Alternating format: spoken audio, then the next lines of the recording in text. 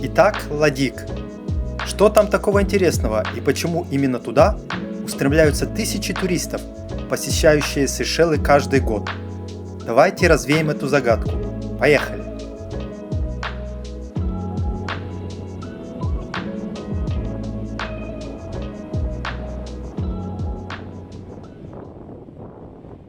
Ладик – четвертый по величине из архипелага внутренних островов Сейшел, размером примерно 3 на 4 километра и площадью всего 10 квадратных километров. Расположен к востоку от острова Праслин и является, пожалуй, самым красивым и живописным из всех островов Сейшел. На нем проживает чуть более 3000 человек, и основную его территорию занимают непроходимые джунгли, а также коричные и кокосовые плантации. Сегодня основными источниками дохода здесь являются рыболовство, сельское хозяйство и прежде всего туризм. На острове сосредоточились безумно красивые, открыточного типа пляжи, омытые кристально чистыми водами и пейзажи, которые сложно найти где-либо еще. Туда постоянно приезжают кинорежиссеры и фотографы из модных журналов. И в то же время там царит такая безмятежность, идиллия, с атмосферой поразительного дружелюбия. Кажется, что на этом идеальном тропическом острове время остановилось, но в то же время он уникальным образом показывает, что традиционный образ жизни может прекрасно сочетаться с современным туризмом. Остров почти полностью окружен коралловым рифом, поэтому во многих бухтах острова можно безопасно плавать или заниматься снорклингом. Однако на восточной стороне острова, где, кстати, нет рифов, течение сильнее, и к предупреждающим знакам, которые можно увидеть на некоторых пляжах с этой стороны острова, следует относиться серьезно. По острову катаются всего несколько десятков машин в виде такси и микроавтобусов, преимущественно электромобилей, и небольших пикапов, а также десятки скутеров и сотни велосипедов. К счастью, до большинства мест на острове можно дойти пешком, примерно за час. Повозка с валами по-прежнему считается олицетворением прочных традиций острова. Но с 90-х годов прошлого столетия основные маршруты повозки с валами, как правило, фиксированы, и такие поездки обычно совершаются только туристами, ищущими романтики, а не для перевозки товаров и багажа, как раньше. Местные жители обычно передвигаются пешком или на велосипеде. Туристы также часто берут велосипеды в аренду, чтобы объехать Ладик за полдня или за день, в зависимости от взятого вами темпа. А изогнутые дорожки острова, обеспечивающие неторопливый ритм этого путешествия, приятно усиливают это наслаждение. Единственными крупными населенными пунктами на острове считаются объединенные в одно целое деревеньки Реуньон и Ла-Пас, предлагающие помимо красивых и удобных пляжей также банки, магазины, рестораны, еду на вынос и прокат велосипедов. Выглядит этот населенный пункт довольно уютно. Там в принципе есть все для комфортной, неторопливой жизни. Итак, что я могу посоветовать, что можно поделать и посмотреть на этом сказочном острове? Конечно же, в первую очередь советую взять в аренду велосипед и неторопливо прокатиться вокруг острова по узеньким дорожкам, чтобы насладиться окружающими красотами и атмосферой местной умиротворенности. Могу с чистой совестью сказать, что такая прогулка доставляет поистине гурманское наслаждение для ваших глаз, ушей и души. Но, кстати, будьте внимательны. Проверяйте велосипеды и их тормоза перед тем, как их взять. Многие из них в очень плачевном состоянии, и лучше пойти в другое место и взять велосипед получше, чем потом маяться полдня и нарекать на него.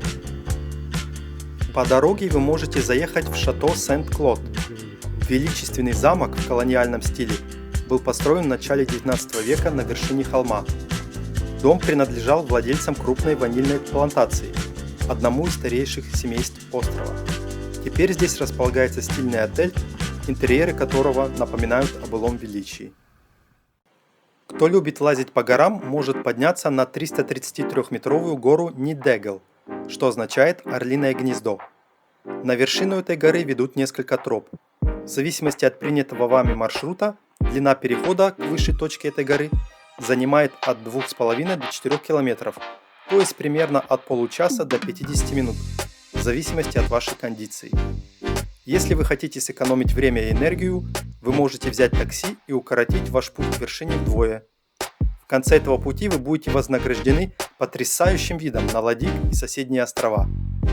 Тем не менее, подъем не следует недооценивать, и на маршруте есть минимальная тень. Поэтому рекомендую выходить туда рано утром. Подкрепиться по дороге можно в маленьком ресторане Bellevue Snack Bar.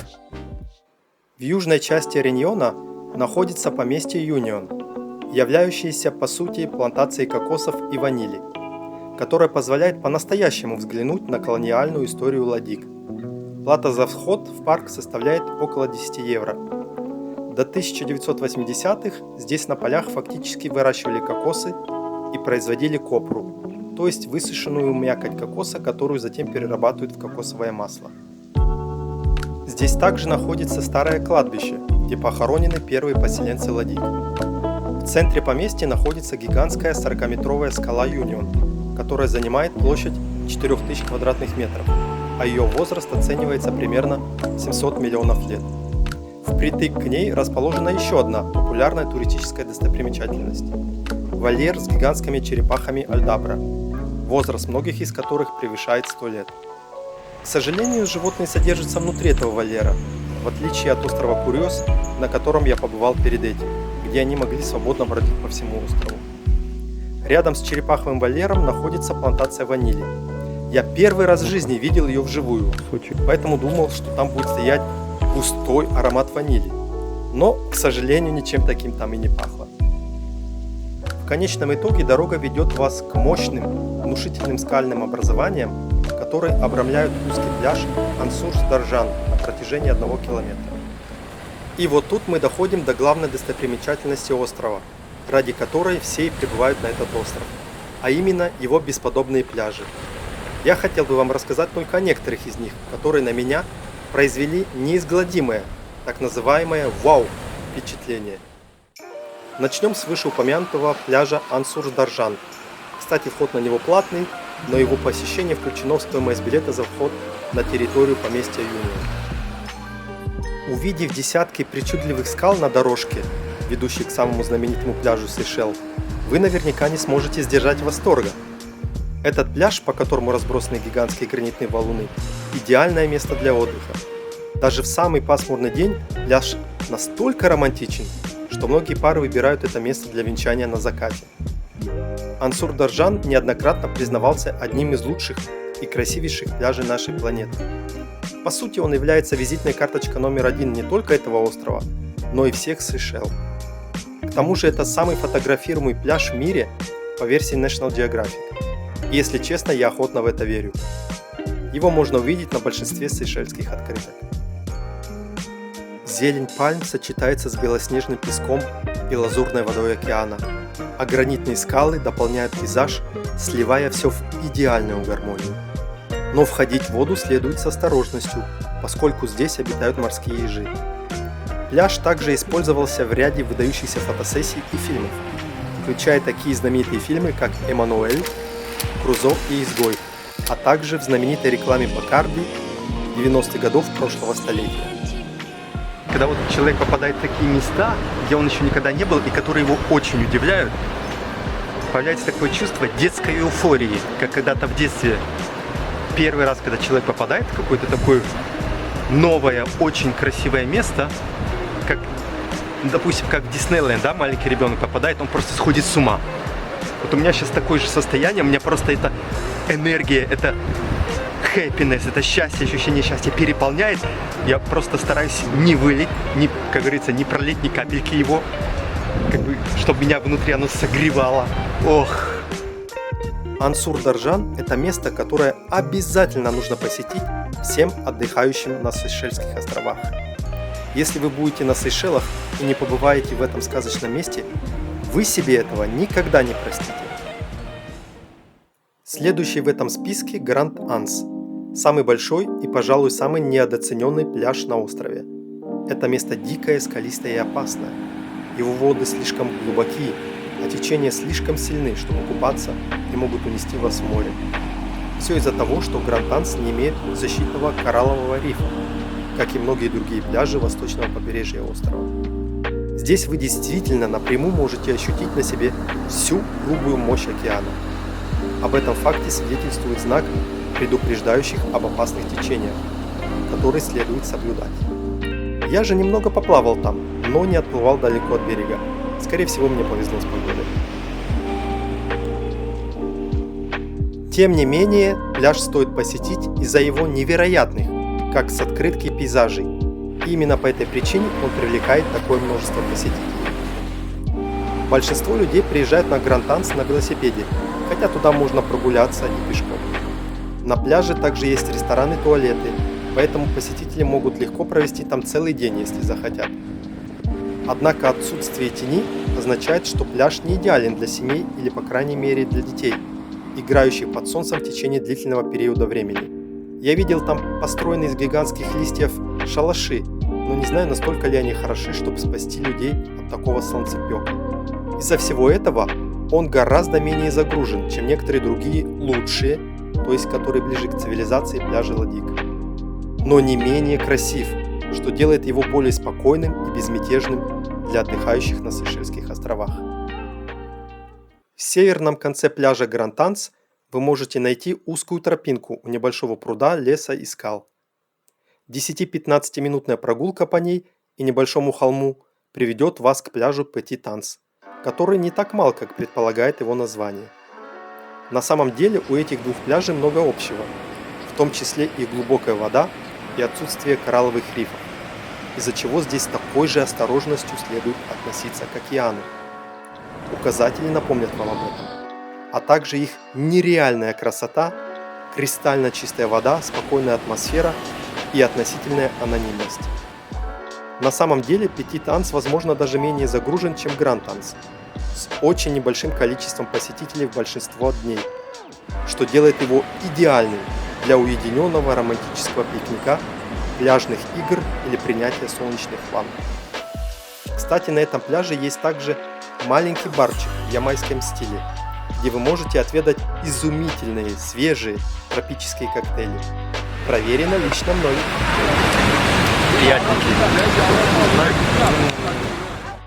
Хотя этот пляж лишь немного меньше, чем Гранд-Анс, Петит-Анс не менее красив и действительно заслуживает вашего внимания и посещения. Рядом с южным концом Петит-Анс находится еще одна небольшая тропинка, ведущая через холм и джунгли к изолированному пляжу Анс-Кокос.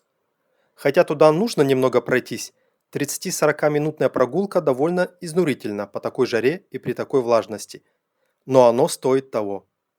Есть еще один путь, который начинается на пляже Анс-Форми на север от Анс-Кокос, но там тропинки нет, надо скакать по камням и скалам, что довольно небезопасно. Хотя Анс-Кокос не так зрелищен, как Гранд-Анс, он, несомненно, еще более дикий и нетронутый, так как редко когда больше 10 человек посещает его за день. Поэтому маловероятно, что вам придется делить пляж со множеством других людей. Плюс там нет никаких удобств, ни ресторанов с туалетом. Одна чистая, нетронутая природа. Если море не особо бурное, например, с мая по октябрь, обычно здесь безопасно плавать. А так, все же лучше держаться ближе берега.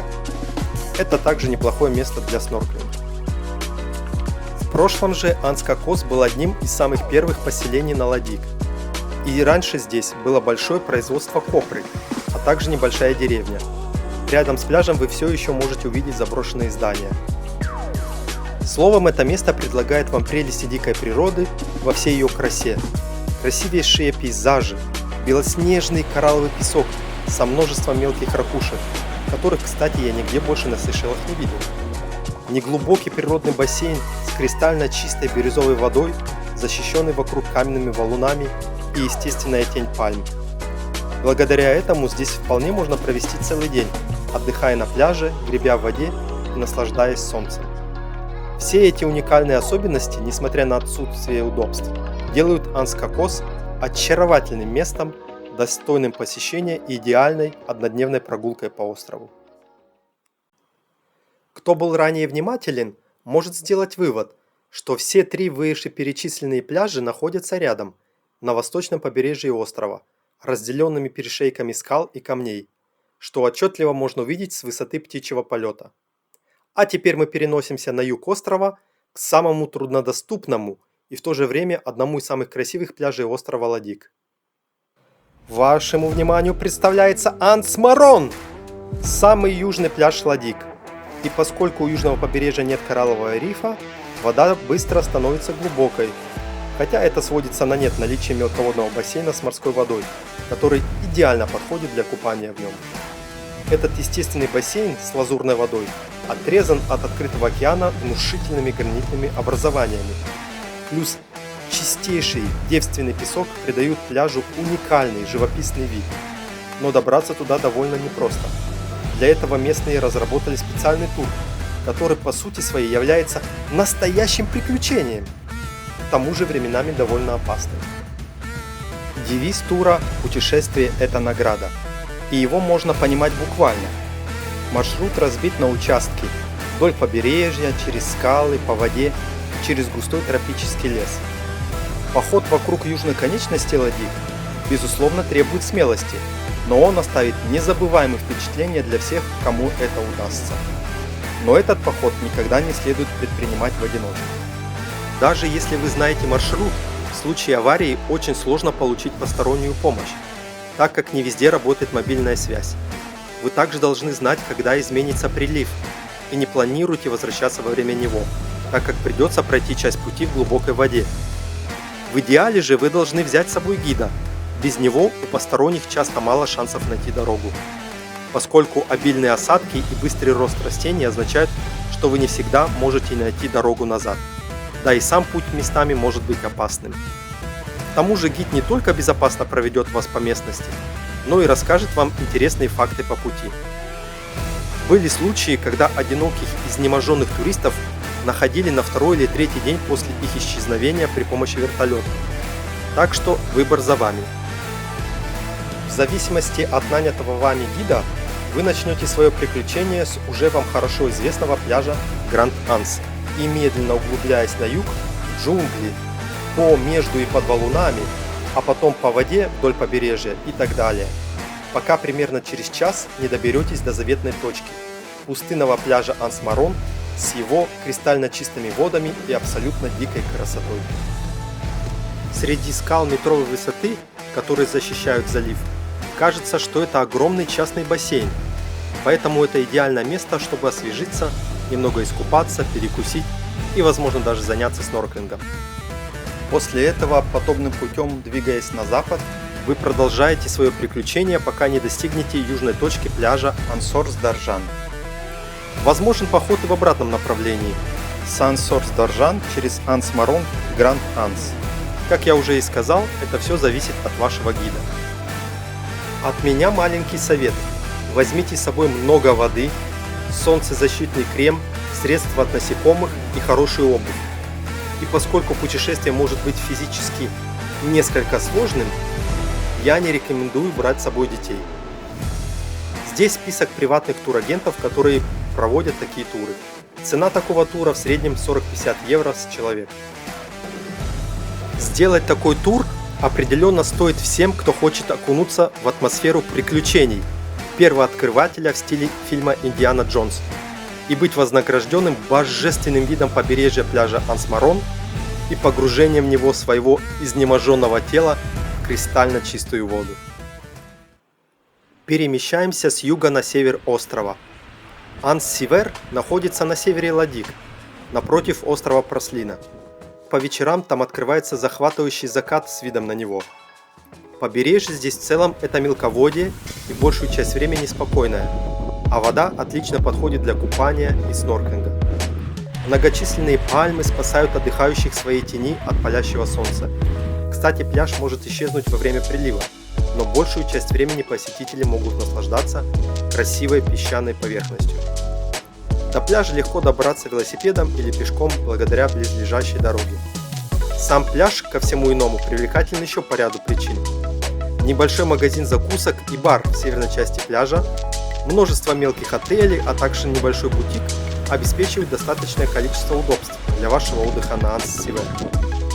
И как уже упоминалось, вода здесь неглубокая и защищена от открытого океана благодаря скалам и коралловым образованиям.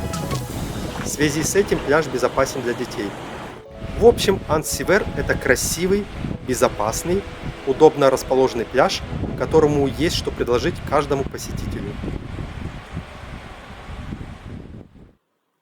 Следующий пляж Анс Петат. Это небольшой пляж, расположенный на севере Ладиг, рядом с отелем Пататран, сразу за Анс Север. Помимо гостей этого и рядом находящихся других отелей, редко кто посещает сам пляж, что делает его спокойным и расслабляющим местом на севере острова. Вода здесь довольно быстро становится глубокой из-за отсутствия защиты коралловыми рифами. Однако ближе к берегу безопасно для купания и снорклинга. Поэтому следите за детьми, не следует их оставлять в воде без присмотра. Добраться до пляжа можно пешком, на машине или на велосипеде. Дорога проходит рядом с пляжем, поэтому есть много мест, где можно оставить свой велосипед. Ближайшие отели также гарантируют, что Анс Петат имеет хороший доступ к удобствам, таким как рестораны и туалеты. Честно, я был поражен красотой этого маленького пляжа и влюбился в него моментально. Изумительные скальные образования, чистейшая бирюзовая вода, идеальный песок и изредка проплывающие мимо дельфины делают этот пляж одним из самых живописных на Ладиг. Ну, если мы находимся на райском острове, то вокруг него наверняка находятся райские места для дайвинга. Для их посещения я рекомендую обратиться в дайвинг-центры Азура и Трек Дайверс. Отличные места для снорклинга включают в себя пляжи Анс Север, Ансорс Даржан и Анс Гулет. От себя могу дать маленький совет. Остановитесь на острове минимум на 3 полных дня, чтобы не спеша и в спокойном ритме насладиться и увидеть все красоты этого сказочного острова. Я там был всего 2 дня, и скажу вам, что хоть сам остров очень маленький, но мне пришлось достаточно много побегать, чтобы успеть все посмотреть на нем. Еще минимум 1 день ой как бы пригодился, но я об этом не знал. В следующий раз. На этом мое маленькое путешествие по этому поистине райскому острову подошло к концу. Я был очарован, изнеможен и полон восторга и впечатлений. Ну как здесь не влюбиться в Сейшелы? Просто бесподобно.